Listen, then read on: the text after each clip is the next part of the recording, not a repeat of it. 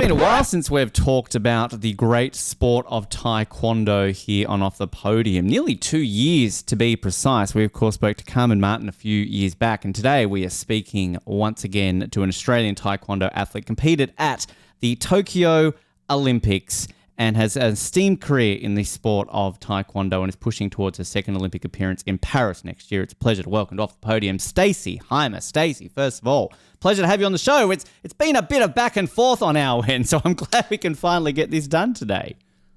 Hello, and thank you for having me. It's great to be here at last. It is, yes, and I'm putting my hand up as the person at fault there. But I honestly, like, sometimes it's nice to actually just have a back and forth with our guests, because it can't be like, you know, I'm going to see how much you really want to be on this show, Stacey, because let's be honest, it's like outside of going to the Olympics, this is the highest privilege you can be as an Olympian, to be Off The Podium. So, you know, I've got to make you work for it, right?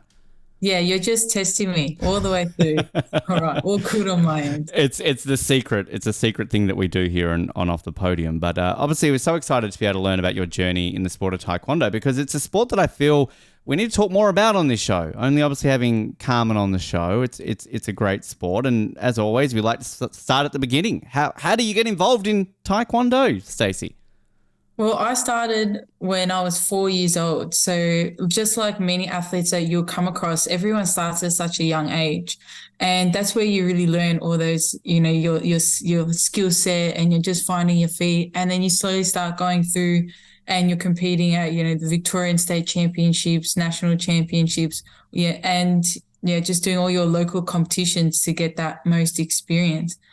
And then I just kept going to training every day and kept focusing on those bigger competitions coming up, like the Oceanias and the President's Cup. So that they were kind of really the big competitions where I was able to get most ranking points and step into that international field.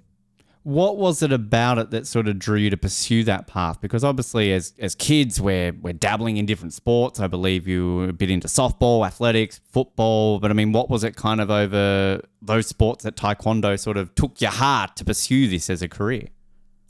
Well, the Taekwondo would always push me in ways that you just didn't think the body could do. You know, I was always surrounded by such a good, coaching, leadership people and other training partners. And, you know, I was meeting like heaps of people along the way, and the whole experience and journey of it all was actually, it's a lot of fun.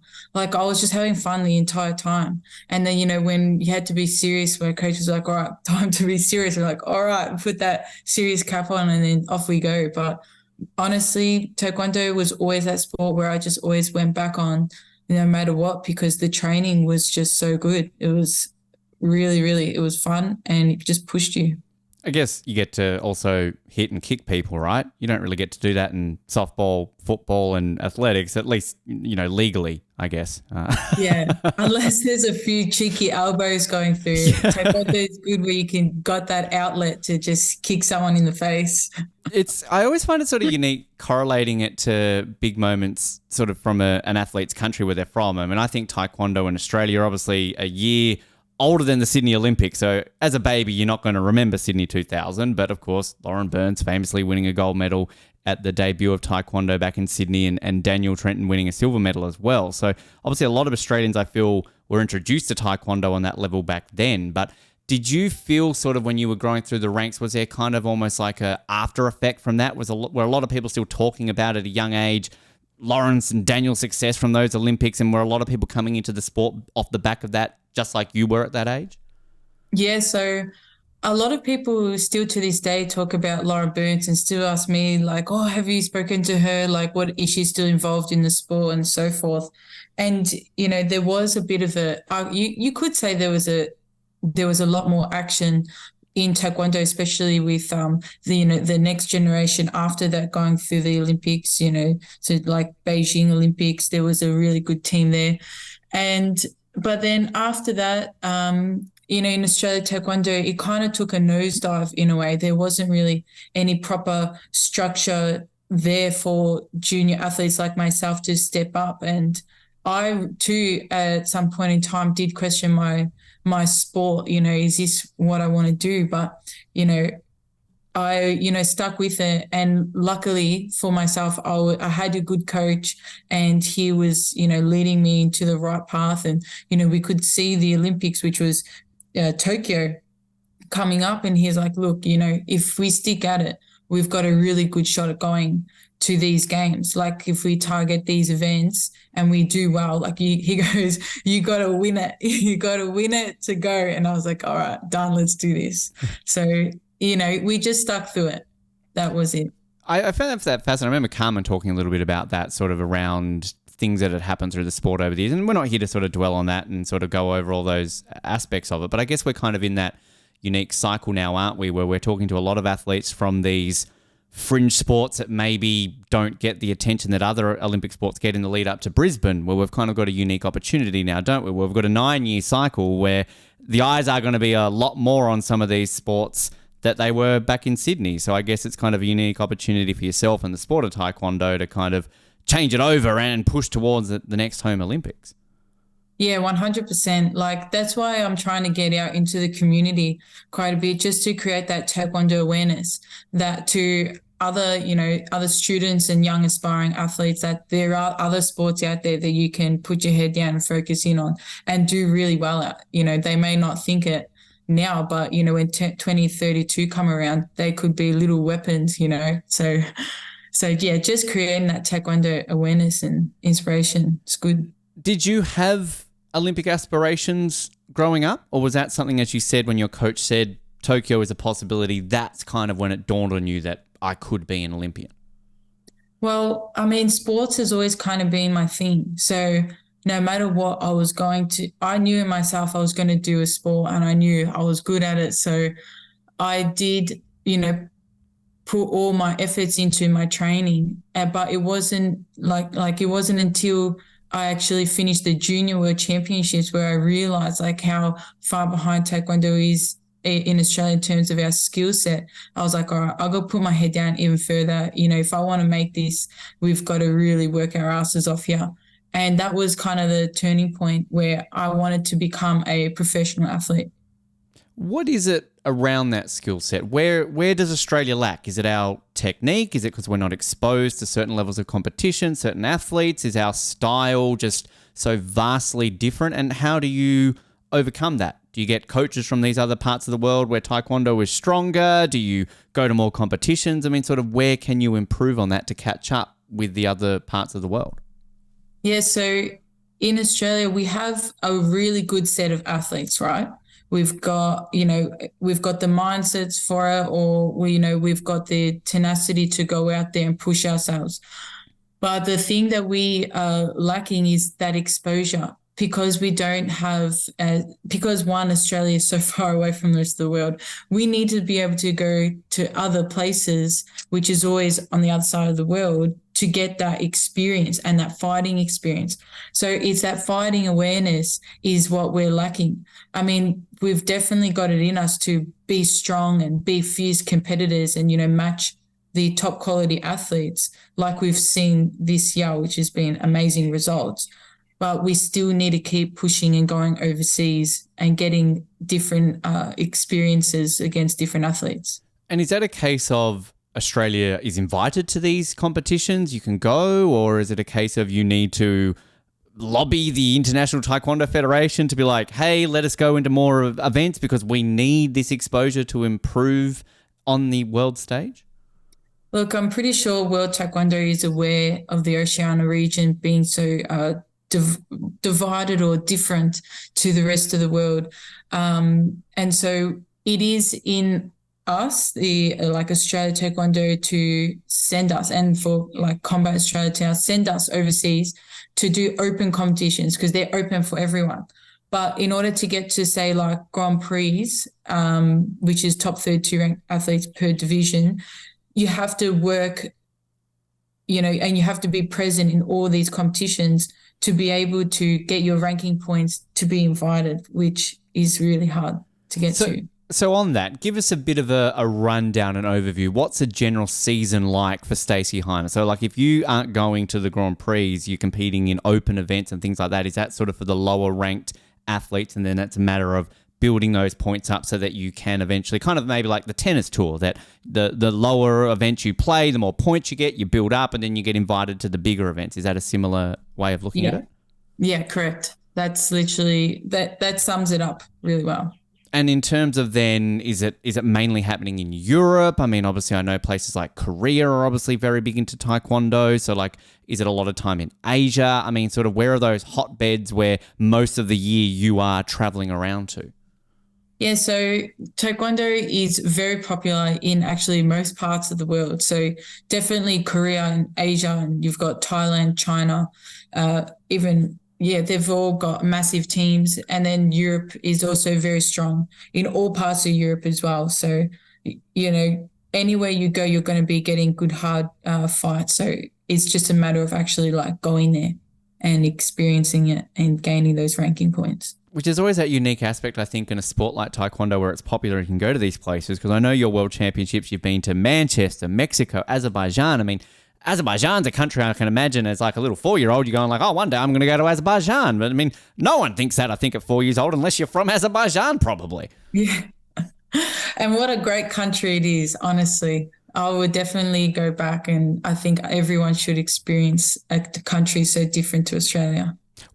I always love hearing in some of these sports where maybe, Australia or whatever country the athlete we've got on the show is from, where maybe it's obviously not a major sport and the world doesn't maybe look at Australia and go, oh, look out, the Australians are coming. I mean, how are Australian athletes treated versus the big nations? Are they kind of scared? Like, oh, we don't know anything about these Australian athletes. They could do anything. Or is it a case of, they're Australians, we're going to kick their ass, and then you just show them that they're wrong? I mean, how is it sort of perceived? I would assume a bit of both. Sometimes I would assume they would come up to Australia and think, oh, yeah, Australia, good, easy fight. But then we would, take it away and absolutely defeat our opponent, because we're the ones who've been training our asses off, really. And we want it. We're hungry for it. So we're going to go out there and do what we have to do to win. So, yeah, you can definitely say they could be scared of us, and they should be scared of us, because we're up and coming. We're always the underdogs, but we'll get there. We are there. The most important question I think I need to ask while we're talking about the Australian Taekwondo team, do we have a nickname? What is the Australian Taekwondo team's official moniker? Where's the T-shirts for, like the kickaroos? Like, I mean, I don't know. Like, do they have a name? Well, I'm wearing Combat, so we do go under Combat Australia. Combat Australia, okay. We are Taekwondo Australia, but we've also got Combat Australia that also looks after us. But we do have a chant that we do. Oh yeah, all right, you got to give it to us now. What's the chant? Here we go. I'm going to stitch myself up here, but it's like, I don't want to do it. Put her on the spot. I put her on the spot. Yeah. No, we like huddle around, and to get us like all pumped up in our team, we go, oos, oos, oos. Wow, nice. Oh, I know I'm going to get so much shit for that. But hey, it's all good. We'll just make sure that goes on social media so it gets even more exposure to embarrass you more. That's fine. And then, I mean, that's where people are scared of us, right? Like, the Australians are doing that chant, like, boom, kind of get into it. I love these things we can get with the teams. They can get the merch going on there, like just each of the teams going to put it out there. Because, I mean, I'm wearing a modern pentathlon shirt, which nice. I swear I'm the only person probably in the world outside of a Chloe Esposito who probably owns one of these shirts, and that's fine. But these are the sports we need to get out there, Stacey. We need to 100%. Be able to do it, right? So if we can get those shirts going on, I say why not? You know? Marketing, you're welcome. Yeah. So that progression, sort of when you're going up through the ranks. So 2016 national champion, and then sort of in between then and Tokyo, going through the ranks, Oceanic champion. You're winning medals in the Dutch, the French, the Korean Opens on that progression. And you sort of mentioned about how your coach was saying Tokyo is a possibility. What does that do when you are sort of told, or you kind of feel that realistic opportunity that the peak of my sport, the Olympics, this is a realistic chance? Obviously, a World Championships is great, but the next level up is Olympics. Does that spur you on? Does that just make you want to fight for it literally in your sport harder? Yeah, well, totally. Like when you see that opportunity that it's only just around the corner, and you've got, so-and-so competitions coming up, and, if I win this, it's going to put me in a better position. You kind of do that general maths, and you think, yeah, I can do this. And you just keep going out there and fighting for it. Yeah, quite literally. And so during that time period, we had quite a bit of fight offs. And so if those fight offs were kind of like those do or dies. If you were to win this, you'd make it to a championships. And if you don't, well, it's going to make your life a bit harder.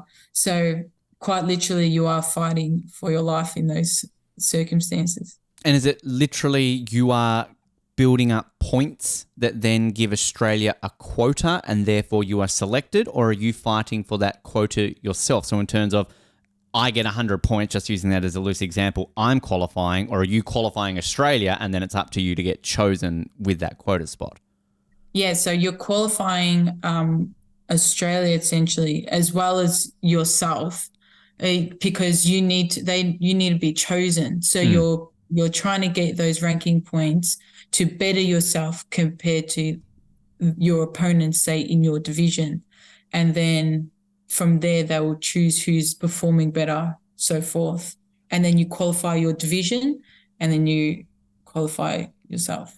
And is it a case of one athlete per division? So, for example, Oceania, Australia, we can only send one athlete in the featherweight, or if we're good enough, we can send 2, 3, 20. Like, I mean, is it quoted, if that makes sense? Yeah, so it's only one athlete per division. So for the Tokyo Games, we were only able to send 2 females and 2 males. Right. Which it's always, I find so fascinating speaking to athletes from sports where you are working your butt off to qualify your country, and technically you might not get chosen. Like if you are neck and neck with somebody and you're like this, like good, even if you're the one who gets that killer blow to get Australia in, your other competitor might have gotten in and you might not get chosen, which I can imagine is very difficult, because you could do everything in your power to qualify, yet ultimately it's not up to you, is it? Yeah, well, I mean, and then you could say, well, it's just the nature of the sport. You just got to do better next time. But, you know, you are competing against those in your division. It's just the way it works, unfortunately. Fascinating. So fascinating. What is that experience like then? So the qualifying comes, I believe, in March of 2020. Obviously, there's going to be a delay, so we realize that it's ultimately going to be for 2021. But qualify. But then when you get that phone call, when you get the notification that, Stacey, you're going to the Olympics, what was that moment like? It was kind of like a moment where you go, fuck yeah, like, yeah. I've done it, boys. That is the most honest reaction I've ever gotten with that question. I love it. Fantastic. I had to. I had to. No, it was such a good feeling. Like, I think me and my family, we just like cheered up and down, hugged each other in a circle, like, you know, just cheering away. How do you even remotely come down from that? Like the initial phone call, email, whatever it is, and you're doing the fuck yeah, we'll celebration. Then it's a case of like, cool, well, I was watching an episode of Married at First Sight, so back to that. Like, I don't know. Like, I mean, do you just go about your day? Are you running around? Do you go out and get drunk? Like, well, how do you even cope with that news? Well, definitely you don't get drunk. So that's after Tokyo, right? After Tokyo, after competition. No, at the end of the day, you still got a job to do. So, you know, you just go back to training as if it's just a normal day at the office, really. Which I can imagine, obviously, given that then the games are delayed by 12 months, it's obviously a unique experience. Did that change anything? Were you still guaranteed that spot come the postponed games, or was there a re-qualifying effort that you had to do ahead of 2021 with the delay? Yeah, so luckily Taekwondo, we finished our qualification period before Tokyo, or obviously before Tokyo, but yeah, before the whole restrictions and postponements happened. So I didn't have to re-qualify, which was really good on my end. And it also meant, like for me, you always go say, you know, positive mind. We have now an extra couple months to prepare for the game. So I took that as an opportunity. Not the opportunity was there as such, but you had to try and do your best to make it something. Did you find ultimately it helped or hindered? Because we've spoken to many athletes who they had a good level of momentum going into the games a couple of months out, and an extra year actually hurt them. But others, they maybe had a bit of an injury or they weren't in the best form, and that extra year helped them perform better. Obviously, we'll touch on what happened in Tokyo, but ultimately looking back, do you feel that extra year helped or hindered? I think, to be honest, I think it slightly hindered in a way, because I don't think we took the most opportunity to use our time wisely. But I think if Tokyo was to happen in 2020, it could have just done like a roll-on effect coming through other competitions. So you would have had that, that hype and that momentum and everything to just jump straight in it straight away. But then when that turnaround happened where we were just stuck here essentially, I think it definitely hindered it as well. Is it more difficult on a sport that is obviously very restricted by weight? So you're obviously maintaining a certain weight for your division, given that, again, you've got a year, it adds an extra hindrance, or you're just so used to your diet, your training, maintaining that weight that it doesn't really make a difference with an extra year on top of that? I've got my weight down packed, food and nutrition and dieting and everything is not a problem for me. So having that extra year, if anything, I was able to eat more pasta on the weekly basis. So that's the only difference. Otherwise, all that nutrition is fine. Did you have a moment, this is one of my favorite questions, Stacey, that it kind of hit you that you're an Olympian outside of the, fuck yeah, I've become an Olympian, but was it when you hit the mat for the first time, you arrived in Tokyo, see the rings, opening ceremony, if you did that, was there a moment where kind of it dawned on you that this is real, I am an Olympian? It wasn't until the opening ceremony and the closing ceremony that I kind of thought it in myself, like opening ceremony where I was actually in the village. I didn't walk through the opening ceremony. So just sitting there with the rest of the team, and I managed to make a friend as well at that point, which was really nice. And we were just sitting there enjoying it. And I was going this is actually really good. This is quite fun. But then when I was back for the closing ceremony, I was in hotel quarantine, but I was just sitting there watching it on the TV, and I was going, and I saw all the fireworks and the dancing and everything where I was I was part of that, So it was those kind of moments where, in yourself, I was I'm an Olympian for one. That's me. This event is for me, which is really strange to think, but it was really cool at the time. So, I loved it. Once an Olympian, always an Olympian. I need to ask, who was your friend you made? Can I ask who you're making friends with there while you're watching the opening ceremony? Yeah, she's a weightlifter. I've actually forgotten her name now. Clearly your best friend then. Chrissy, I've got to search her. She was so nice, honestly. And I was so happy that she was trying to, I remember this because she's a weightlifter. She's quite strong and she's quite large, she's muscly. And anyway, she was trying to find a seat to sit, and I told her sit next to me. And so we just got chatting, whatever. And we both just felt so calm sitting with each other because it was finally we found someone who we could just enjoy the moment together. Yeah. So it's really, really nice. I love hearing those stories because, obviously Tokyo is a very unique Olympics just in terms of the bump in, the bump out, interactivities and all that sort of stuff around COVID. But, particularly for some of these sports that, again, Australians aren't even paying attention to outside of Olympics, unfortunately. But for yourself, outside of World Cups and things like that, you're not getting to go to Commonwealth Games and sort of some of these other events where you do get to associate with lots of these athletes, say like a swimmer or a runner or something like that. So I can imagine it's always fun to be able to just bump into somebody. Oh, you're an Aussie. Oh, you're a weightlifter. Oh, tell me about your journey, and kind of share that and kind of feel that connection. Yeah, I wish Taekwondo was part of the Commonwealth Games, but we definitely have our own opportunities as well outside of that. But yeah, definitely having that interaction with the other athletes, especially the Australian team, I was loving it. I think that was easily one of my highlights out of just being there, just talking to everyone and actually understanding their journeys to get to the games, but also their training, what that is comprised? Yeah, somewhere in the middle there. I know what you mean. Yeah. Don't ask me about grammar, Stacey. No, people don't listen to this show for the smart stuff, so I won't back in with that. But the things that I always love hearing about, just outside of obviously, and we'll get to the competition, but those little moments that you're talking about, but then just little things. You rock up to the village. There's your accreditation. There's your suitcase of every single piece of Australian Olympic clothing.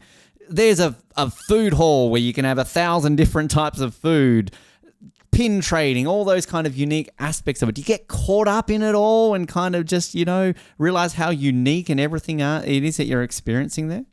Yeah, 100%. Me and my friend Reba, and we were both just walking around. Like every day we'd either be walking around, exploring, we were trying on new shoes from the games that they were giving out, and, going to the food hall just for the sake of looking around and looking at the other athletes. Like we were just loving it. Absolutely. Do you guess? Do you sit there and go, equestrian, sprinter? 100%, yes. My favorite thing to do is to people watch. So literally, whilst the rest of the team's out training, I would just sit back on a hammock chair and I would just enjoy watching everyone walk by and trying to guess where they're from, what sport. That to me, it would be so fun, obviously, to be like, oh, there's Rafael Nadal, there's LeBron. Like, of course you're going to star spot, but like that to me, I think it's always fun just guessing the sport. Like, I love the stories when you're in the gym and you've got somebody next to you on a treadmill and you're trying to guess, like, well, lots of muscles up top, weightlifter. Like, you know what I mean? Like,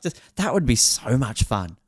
Yeah, it definitely was. One of the things that really stood out for me was there was this female, and there were, I think there was two, and they had like a full sweatsuit on, and they were running outside, and they're just doing laps. And I was like, I don't know how you're doing this in like 34-degree heat, sun on you. It was just insane, absolutely insane. Which it's that level of distraction, but also you're still there to do something. You're kind of there to compete for your country for an Olympic medal. So, I mean, you're at the peak performance, which I can imagine it's got its positives and negatives. But obviously your competition was 2 days after the opening ceremony, wasn't it? So you were quite quick, like you were there. So, I mean, I guess those levels of distraction, were you in sort of a mindset outside of that opening ceremony that you knew you had to get to your event very quickly to make sure that you were remaining focused on what you were there to do? Yeah, definitely. So, yeah, because I didn't do the opening ceremony, I had weigh-in the following day. So I didn't want to drain myself. You got to be smart in those moments. And then, competing the next day, I was the first group of Taekwondo athletes to compete in the Taekwondo event out of the Australian team. So, was there someone else before me? I think there was another person before me. I don't have it in front of me, but I will say you were very near the front. I think Which, do you prefer that though? Do you prefer to get it over and done with, or would you prefer it to be sort of towards the end of it and have more of a build into it? Well, I did enjoy being one of the first ones, I'd say, at the start, because after I was able to, one, support my athletes, the other athletes competing, and then I was able to just relax after it and able to just be there and watch the other sports without having those other like mind thought racing that you're going to be preparing to compete. So just basically like getting it out of the way firsthand was actually quite nice. But I think for Paris, it's going to be the other way around. I was about to say that, just looking at the schedule for Paris. You asked me the schedule for Tokyo, and I'm like, I've got the Paris schedule. Ask me about Paris, because like Paris is right at the end. Like it's the opposite. So, I mean, and I know there's obviously going to be a bit of a similarity. I believe that a lot of the athletes for Australia will kind of be flown in, not like they used to do where you can hang around for the whole 2 weeks as such. So, I mean, I guess given that aspect of it, is it more of a you can be in your more environment to get yourself ready and outside of the distractions to the Olympics and then bump in later and then sort of focus on that then? Yeah, like really, I'm not too sure. I think being there, for a couple of days prior just to settle in is really important to get your familiarity and being able to be comfortable in that environment. So I think that's all part of your preparation, right? Being there and soaking it in, because it just allows your mind to just kind of relax a little bit. So I don't want to be rushed. Don't rush me. Don't rush you. Don't rush you. I can see here Tokyo, the women's 49 kilos was before yours, so you were the second. Okay. So there you go. See, bit of time, and I can get on that. Obviously, the event itself. So you go into it I'm sure, like, it's a dumb question to ask any athlete. You don't go to the Olympics and go, I just want to compete. Of course you want to win a medal. But, like, realistically, did you go into that setting yourself I want to make a certain point, or was it medal or bust? I honestly, I wanted to go out there and just show everyone back at home what I do. Like, I just wanted to show them my fighting, how I fight, in myself, like you talk like how good I am as a fighter, or like I just want to show people my skill set because I'm different. I'm a different fighter to the other fighters. And I honestly just wanted to show everyone what I do. And what is that like then where people can literally see? Because, like, I mean, obviously it's on TV. We're only, like an hour or two ahead of Tokyo, so it's great timing for Australia. You've got this aspect of whether or not Channel 7 are showing it in prime time, not everybody can log online and see it. Like, this is a very unique aspect. So do you literally text every person you know to be like, 5 o'clock, Sunday, tune in, I'm fighting, like, and then just wait for the influx of messages afterwards of everyone, wow, that's what you do. It's kind of cool. Yeah, that's actually exactly what I did. I think there was a few people who knew about it and then kind of word just got out. And I think everybody who, is within my, my circle or beyond, they all found out I was going to the games. And I think most people tuned in because whenever, even now when I see people straight away, they're talking about their games and I'm like, fuck yeah, you watched it. Like, good on you. Like, and I always tell them, like, thank you for watching, because once you're there, you don't really think about all that kind of stuff. You do, don't get me wrong, you definitely do, but you're there to focus, And so, yeah, when I came home and everyone's talking about it still now, I think that's the impact that I wanted. Now you see what Taekwondo is and you see what it's all about and you actually see how hard it is. So does the gram blow up? Do all of a sudden you look back and go, oh, I've got 1,000 new followers and who are these messages from and all that kind of stuff? And you have to like sit there when you're in quarantine like a week later going, oh, these are some weird messages that I'm getting sent? Yeah, that definitely did happen. And, usually I keep my Instagram on private. I do now. But during the games, like I took it off private. I was like, let's just allow the floodgates to come in and see what happens. And it was fun. It was really good. Can you tell us the weirdest one you got? Oh, I can't remember. You can't remember? You get many weird ones, but that's the enjoyment of it. I actually find it entertaining when I see it. Yeah. Which I mean, the thing is, I'm sure if you deep dive, because you know how you can like go into the request and then there's a hidden request and there's like 50 hidden spam folders, which sometimes people can just like sneak through and not go through there. But yeah, I can imagine some of the things you must get. But I mean, it's a bit of entertainment, as you say, right? Particularly when you got 2 weeks of quarantine when you get back home. Yeah, exactly. Like you're either watching the games or going through your Instagram. I mean, I was watching the games. Of course you were. We all were. We were. Which the bout itself, so up against Skylar, world number 3. Now, we've talked a bit about Skylar back in the past because we're kind of co-Canadian on this show. So our co-host Colin is Canadian, and he actually mentioned in the lead up to this interview that Skylar Park was a big deal in Canada in the lead up to these Olympics. She was getting a lot of coverage on CBC, one of the athletes they were heavily talking about.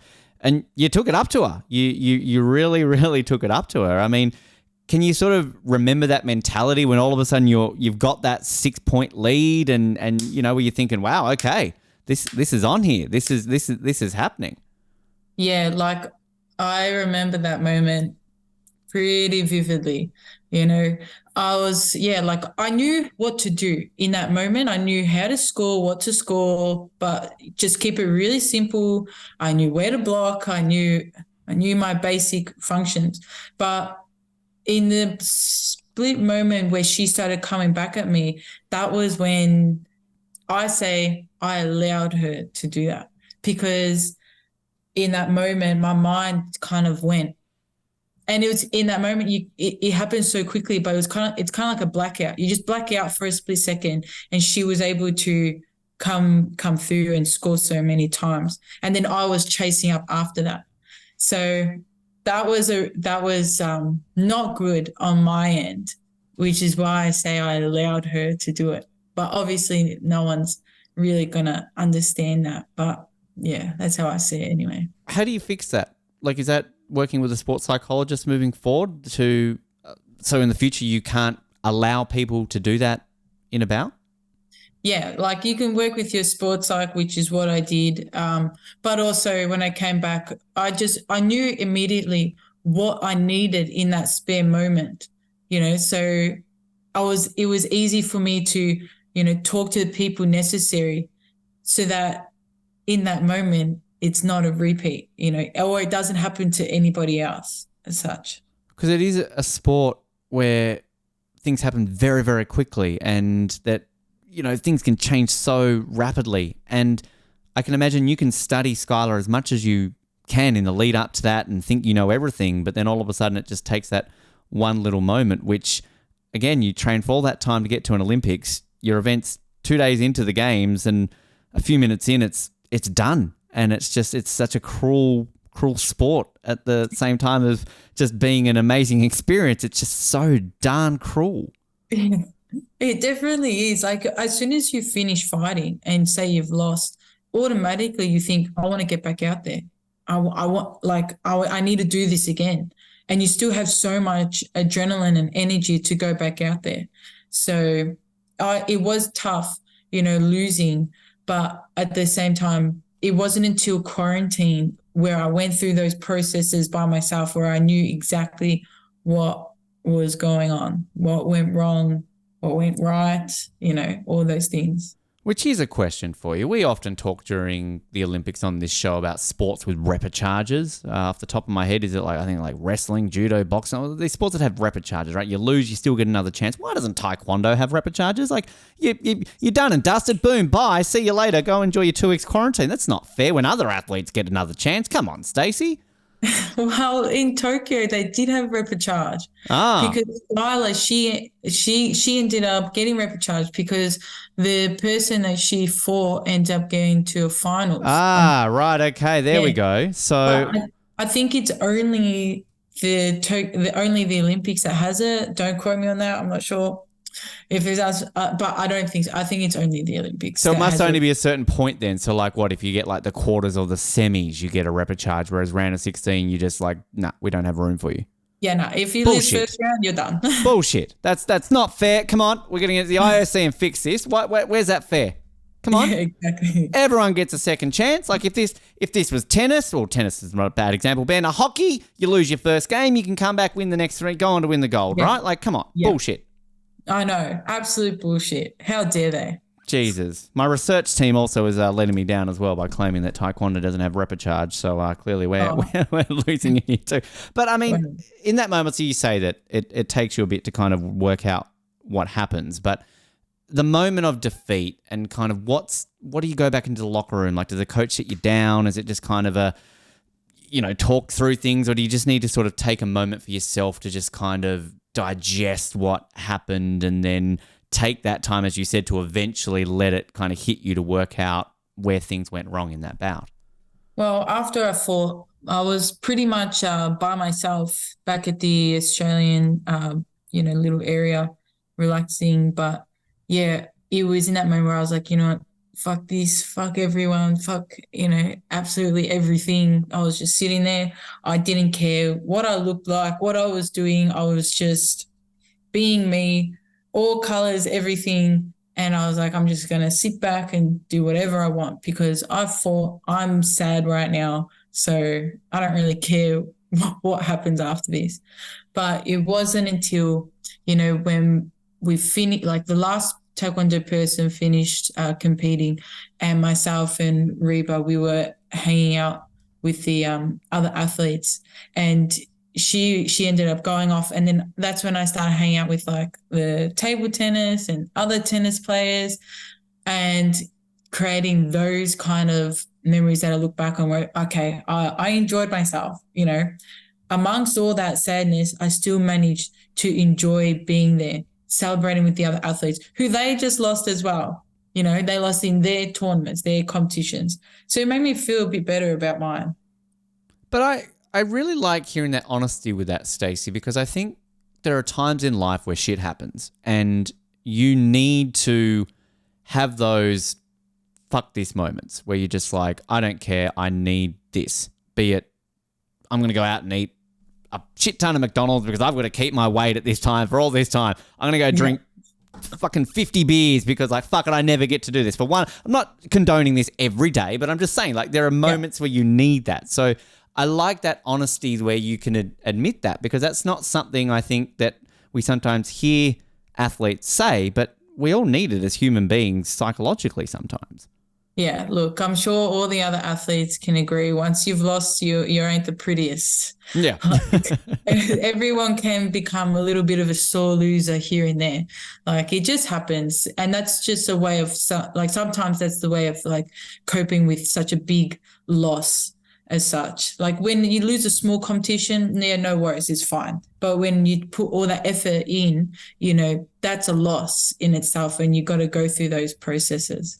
Was there one thing that maybe it is a McDonald's, maybe it is a beer? Like, is there something that, because you're so strictly tightened to your diet that as soon as you lost, you're like, I want a Big Mac. I want a Big Mac now. Just shovel it down my throat. Put 50 down there. I want them all.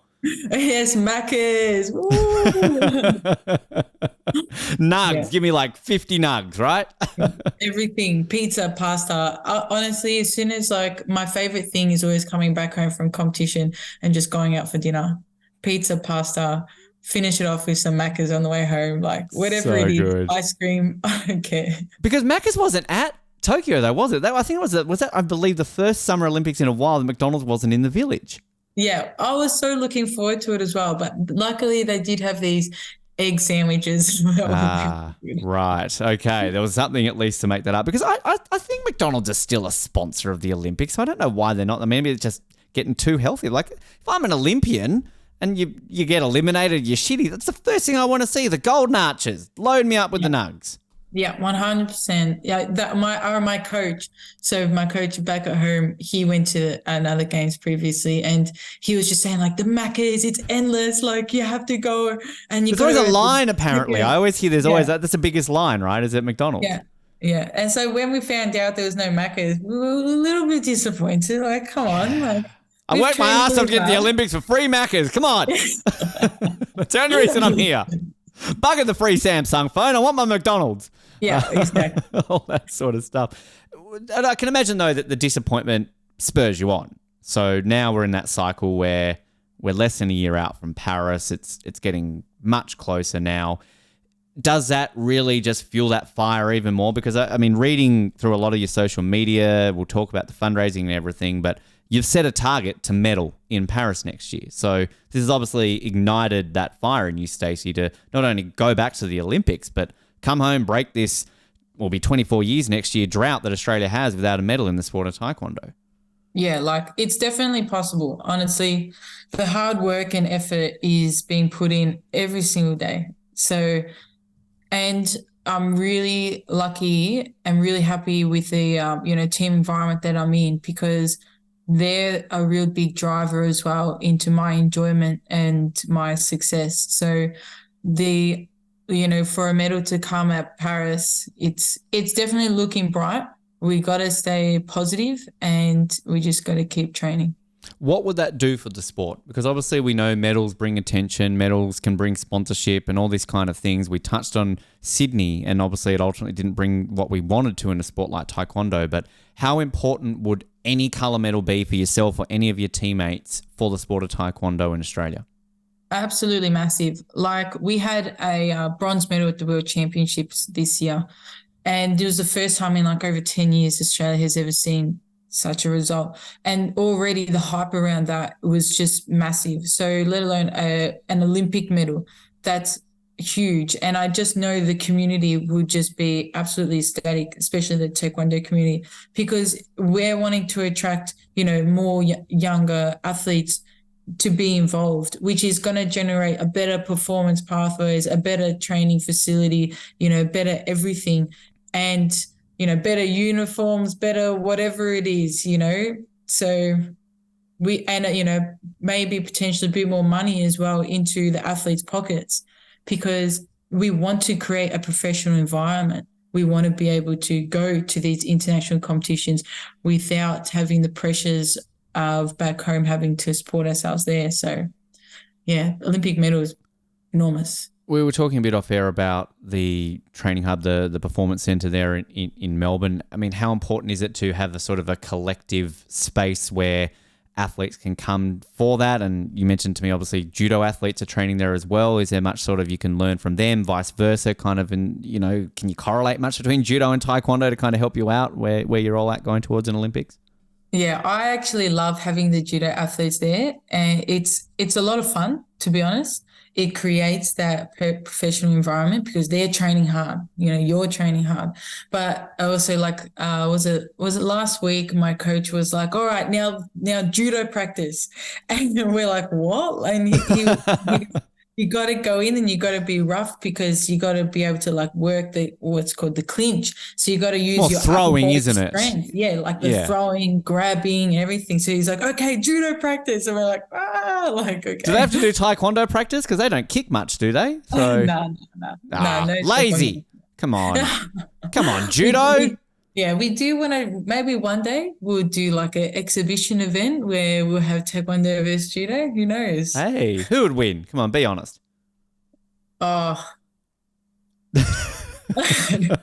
She doesn't want to say. She's going to get into trouble. I have to back taekwondo. I heard taekwondo. I definitely heard taekwondo. That's what I heard. I mean, I still think, you know, what are we, 2 years removed from Tokyo? I still think everyone here on Off The Podium is trying to work out what an uchimata is. I think we spent 2 weeks trying to work out what the hell that was. And we're watching judo going, is this real? Are they making these rules up? It's hard. Judo is hard. I mean, like, good on them for doing that. I mean, I'll stick to taekwondo, stick to what I know. At least you got sensors, right, to know when there's stuff being scored. So, you know, it's a bit easier to well, not easier for you, but us as a viewer at home to try and at least to understand that. Can you give us a brief overview in terms of what that qualification process is for Paris? Is it similar to Tokyo? It's a matter of getting the points up, building up a quota, kind of how things are looking for yourself and the rest of Team Australia heading into Paris next year? Yeah, so the qualification period is the entire year, basically, of this year.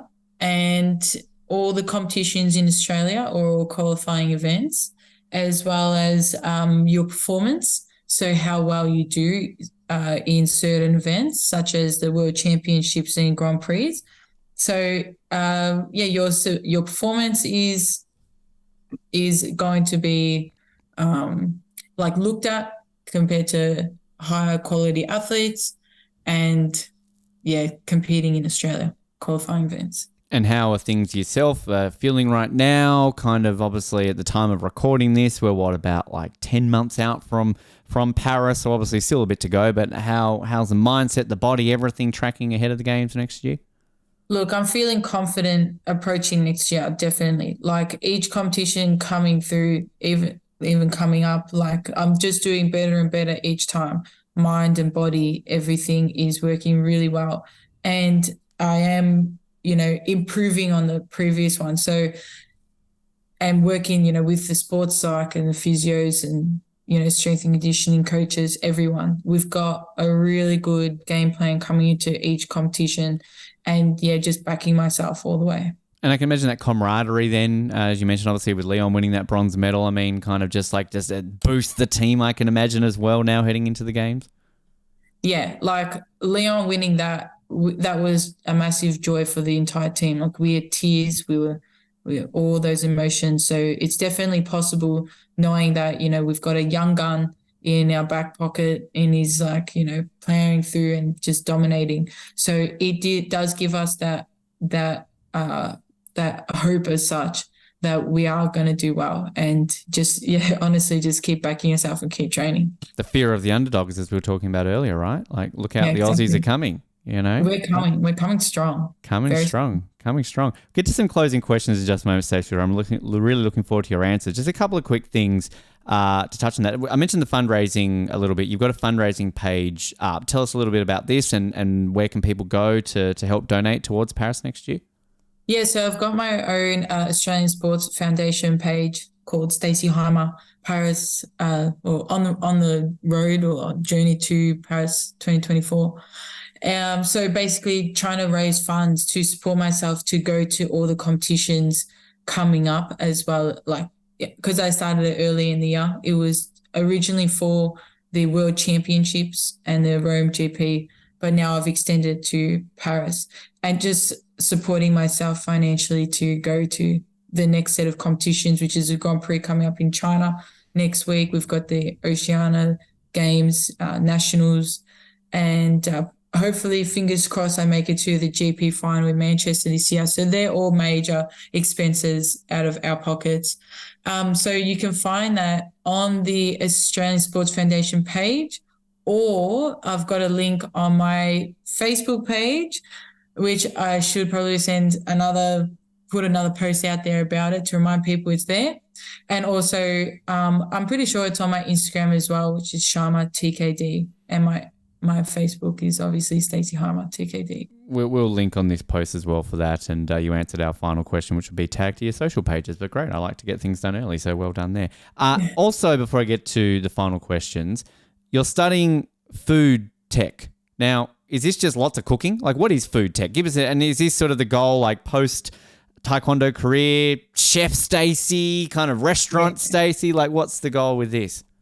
Yeah, so I finished my bachelor degree last year with RMIT, and food technology and nutrition essentially is what I got is all the food products that you see in your supermarket.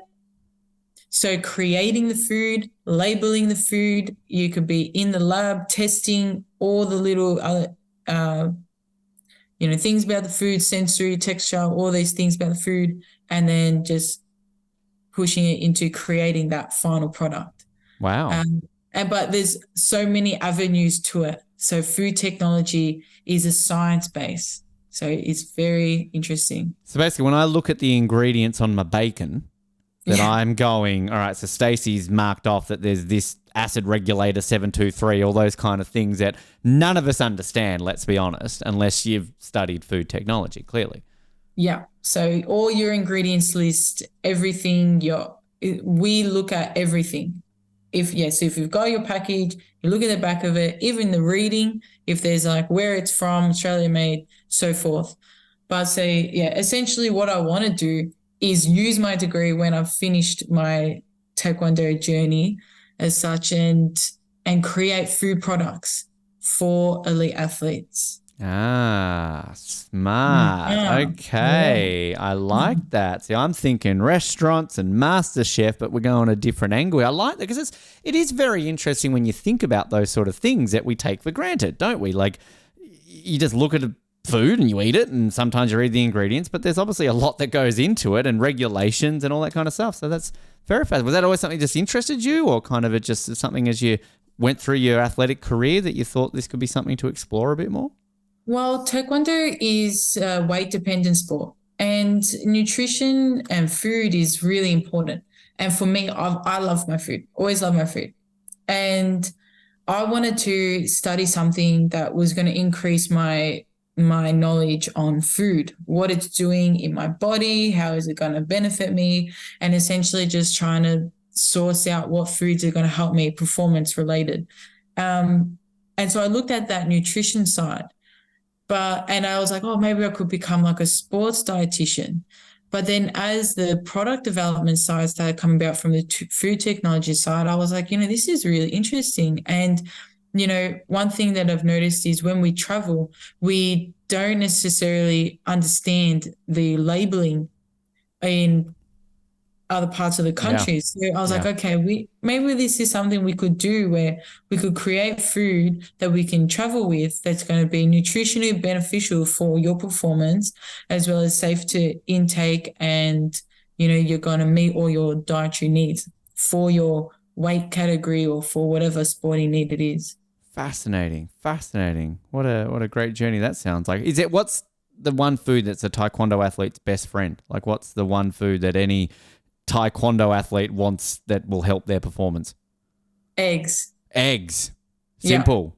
Yeah. We love eggs. A particular way of cooking them, or is it just get it in my mouth? I don't care. Well, for me, any way is a good way, but I know for all the other athletes out there who have to diet really hard, it's a good old hard-boiled egg. Oh, okay. Right. I don't know if you've ever seen the movie The Replacements, but there's one of the football players in that, he just eats eggs, like hard-boiled eggs. So he just like has a thing and he's just like eating hard-boiled eggs. It just reminded me of that. So if I'm in Paris next year at Taekwondo, I just need to go, oh, look at them eating hard-boiled eggs before they go out there. So there you go. Wow. They're meeting their protein intake. It's important. It works. All right. I like that. Stacey, we close out every interview with a set of get to know you style questions. And as always, these are based on a questionnaire that was given to Team Canada athletes ahead of both Rio and Pyeongchang. And they often change up a little bit sometimes. There's one question that I alluded to off air with you that if it's on this or not, I'm going to ask it to you. Don't worry. Now, there's always a drawing element. Now, I recently, I would always make this an optional part where it's like this questionnaire involves some drawing. And I've always said it's optional. But I kind of feel like now I kind of want to force it on our guests because I know you're all competitive beasts. You're Olympians, for goodness sake. Of course you're competitive. Yeah. We've only ever really had winter athletes do this. We've had one summer athlete do it. And maybe we need to have a vote eventually where who is the best drawer. So I'll say this to you right now. If you feel the need, you can either do it now while we're talking or do it off air and send it to me. You can draw a picture of yourself. Draw a picture of a Canadian animal, but we'll make it an Australian animal. Okay. And the coolest Olympic medal, what would that look like? So they're your options. You can do one or all three. But if you send us one. Oh, one or all three. Okay. Yeah. I'll make it. I won't force you like do 3 drawings. This is off the podium homework. But you could, if you want to do all 3, by all means. So you got what the coolest Olympic medal would look like. So I'm here basing this off a questionnaire given to a wrestler called Jasmine Mian. And she's drawn a circle here with the maple leaf and Olympic rings on it. Of course she did because she's Canadian. She drew a picture of a beaver for a Canadian animal. Pretty nice drawing of a beaver. And she drew a picture of herself, which is her with thought bubbles around her head, dreaming of the Olympics, a podium, Nutella, and coffee. Okay. Yes. I'll put that out to you, Stacey. When you wish to do it after this interview. But we'll start off with, at the top, your favorite Olympic moment of all time is? Oh, okay. Deep. Hard and fast. You know what?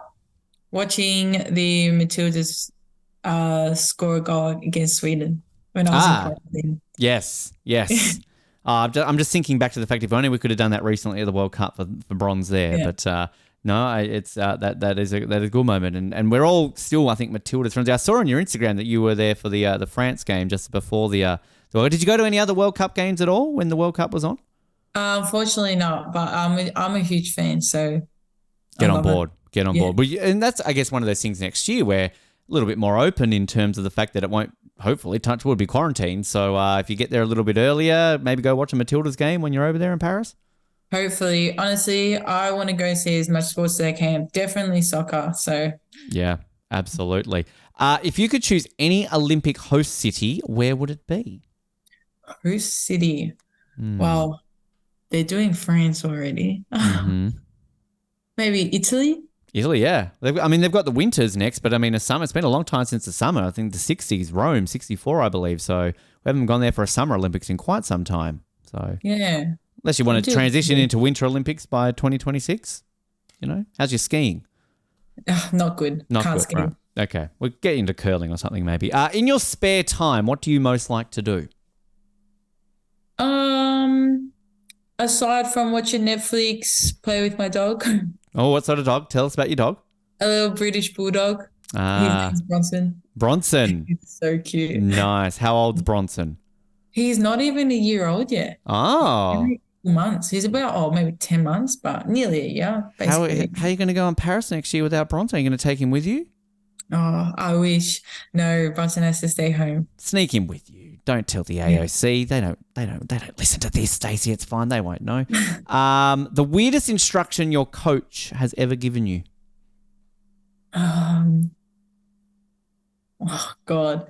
The weirdest one. Oh, okay. He goes, move around there so the light goes on her. Because the light, like the sunlight was beaming down. Right. So he was like, move over there so it distracts her. I don't know. If you could say that's weird, whatever. Did it work? I feel like in the moment I didn't really notice. I guess I could blind them. I guess you can't wear, that's clever. I Like that. Bit Thinking weird, outside but the box. yeah, why not? I like that. Your favorite workout is? Taekwondo. Taekwondo. Simple. Yeah. That works. I like it. If you could have lunch with any one person, who would it be?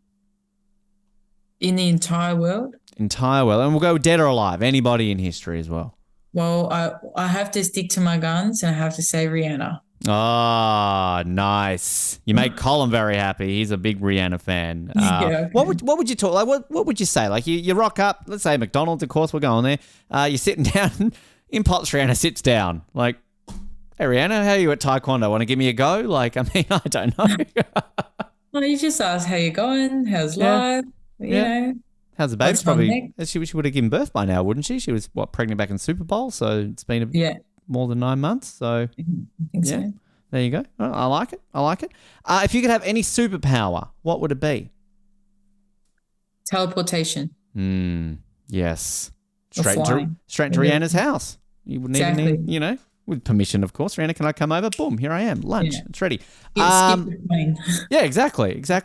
The best candy, or lolly in our case, in the world is? Oh, well, it's got to be chocolate. For Mm. me, definitely. What's your go-to chocolate? Oh, so chocolate with peanuts and marshmallows. Oh, nice. I like it. I'm going to ask this question now. I don't think it's on the list, but I asked you this off air, sort of. What's your favorite sandwich? Chicken.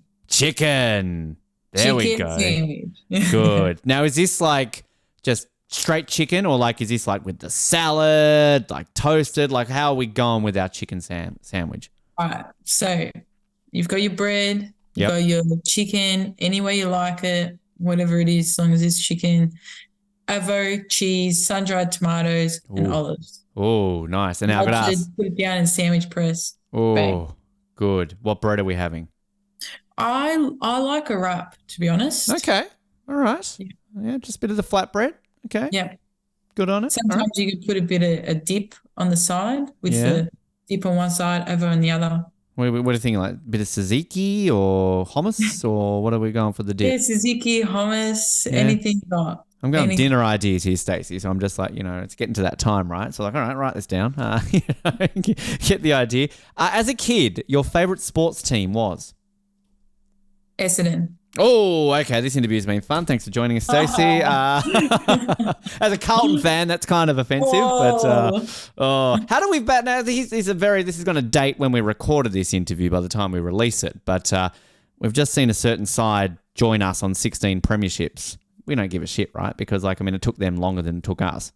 Yeah, exactly. I won't mention who they are. Screw them. That doesn't count. Your favorite sports movie is? Sports movie? Oh, actually, I just watched a recent one. Was it King Richard? Oh, yeah. Yep. Yeah. The Will Smith one, yeah. Yeah, I like that one. Okay, I sadly not seen it yet, but it's definitely on the list because I like me some Will Smith and I like the Williams sisters, so it's one to watch out. I always pose this question out there: are there any Taekwondo movies, Taekwondo documentaries, anything out there that if people want to get a bit more into Taekwondo that you know of that they can watch? Well, not in Australia, but we are making one. Oh, okay. For the road to Paris, there will be something on Taekwondo. Oh, fantastic. Is this like a YouTube sort of thing, or do we have like an exclusive deal for Netflix, or like can you give us a scoop? I wish. Come on, Netflix, or come on, Stan. Stan. It's just a private company. Fantastic. Archivist Media. Nice. I love sort of these. I mean, it's obviously, I think I mentioned you're a fair big F1 fan, so like obviously Drive to Survive has done wonders for like the sports sort of documentary, I guess, industry. But I mean, I always love it when you can kind of have sport, say like a Taekwondo, where many of us maybe don't follow it closely if we're not involved in that bubble. So we'll keep an eye on it. I like that. Are you the star? Are you like the abs? Are you the Daniel Ricciardo of this upcoming documentary? We have many Daniel Ricciardos in Taekwondo and across all combat sports. I mean, it's any one of us to take that limelight, honestly. Great. All right. Well, I'm counting down the moments. I want to see that. Look forward to it. If you could live anywhere in the world, where would it be? Ooh. God, I don't know. I like the pressure here I'm that I'm waiting putting to on this. see. I'm waiting to see what Perth is like because I've never Okay. been to Perth, and nationals is in Perth. Yeah. So There you go. Keep my an eye on it. sights are on Perth. So fingers crossed. I've been there once. It's a very nice city, have to say. Very, very nice city. So I think you might like it. I mean, obviously being from Victoria, Melbourne, I mean, I live in Sydney, but I'm saying this right now, Melbourne's better than Sydney, right? So like, I was gonna say, North New South Wales looks very beautiful as well. So, yeah, either one. Somewhere is a bit more warmer than Melbourne, a bit more consistent weather. So live in Perth for a bit and then eke your way up like to the East Coast up towards Brisbane. So by 2032, when you're there for Brisbane Olympics, you're home. You can just rock out of bed. All right, what have we got today? Oh, Olympics. Okay, off we go. Time to compete. Yeah. Win my third consecutive gold medal, right? Oh, yeah, sure.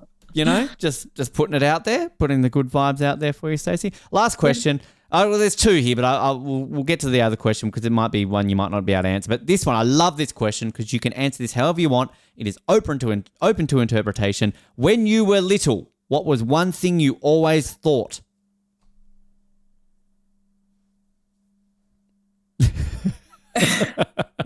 Going to the Olympics. Going to the Olympics.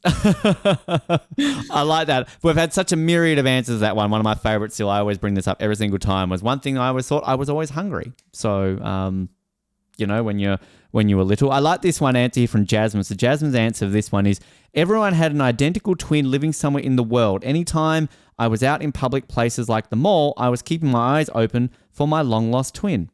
Oh, that's really cute. That is cute. Now, this is the last one. So, again, you may have one ready to go or you may not. I don't know. What is your favorite joke to tell? Oh, God. I don't have a particular joke, but Okay. I think it's just more so my personality.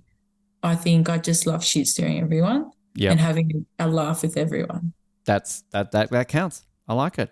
That works. That's a great personality to have. Stacey, this has been a lot of fun. Usually this is the point where I ask to give us your social media where people can stay up to date. I mean, give it a plug again. People have been so entertained by these questions. So if people want to stay up to date with what you're up to and between now and Paris, let us know. And also, if you want to tag where people can eventually get involved in Taekwondo and see the documentary, all that sort of stuff. Yeah. So first of all, Instagram, Sharma TKD. That's where you'll be seeing all of me. And then you've got Facebook, Stacey Hymer, and get into Taekwondo. Go to my local club, Notorious Martial Arts, and definitely keep an eye out for all the Taekwondo athletes coming up because we are looking fierce. Yes, exactly. Stacey, it's been a lot of fun. I've got to ask you to close it out. Can you give us another one of those chants? Can you get us really pumped up to close this out? Ready? I'll pretend there's people around me. Okay, I'll get in the huddle with you. All right. Ready? Yep. Us, us, us. Us. Is that right? Is that how I reply? And then after we do that, we clap, go. Okay. All right. Cool. Like three claps. Like three claps. Us. 1, 2, 3. All right. So us. Like that. Yeah, that's it. Done. Stacey, it's been a lot of fun. Thank you so much for joining us on the show today. No worries. Thanks for having me.